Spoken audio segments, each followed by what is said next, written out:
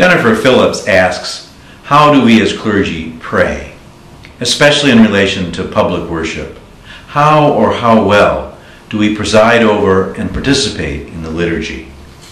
I feel particularly caught by this question.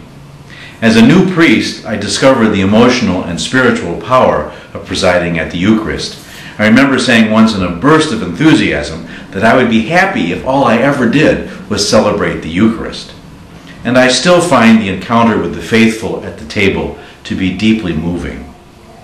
Of course, the bloom is off the rose now, and for years I've found myself caught up in the effort to provide creative, powerful worship every week.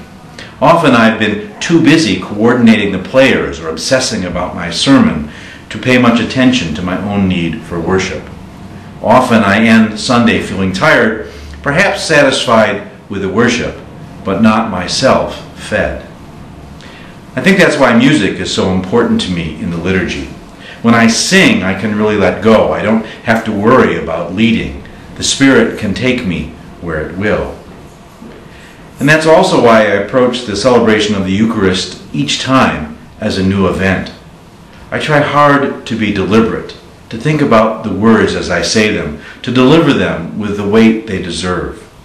In fact, I often choose to emphasize different sorts of words as I celebrate. Sometimes I choose to emphasize nouns, sometimes verbs, sometimes pronouns or adjectives.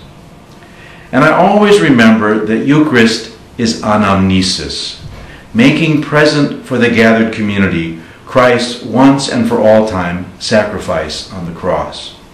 There is no greater drama than that. Years ago, as a member of the Clergy Leadership Project, I learned a new way to celebrate the Eucharist from Ron Delbene, the chaplain. He presided in a manner of great simplicity, stripped of every superfluous motion or gesture. The simple dignity of his presence caused me to completely rethink how I preside at prayer, what I said, and what I did. I learned that the greater danger is saying too much, not too little, and I try to keep that in mind even now.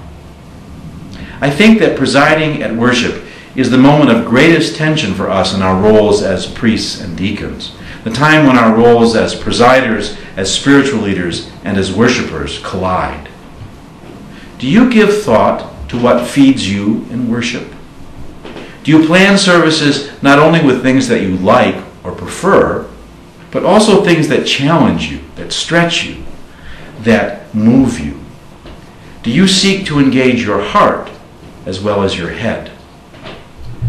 If you're finding yourself unmoved or even bored by worship, perhaps it's time to make a fresh start.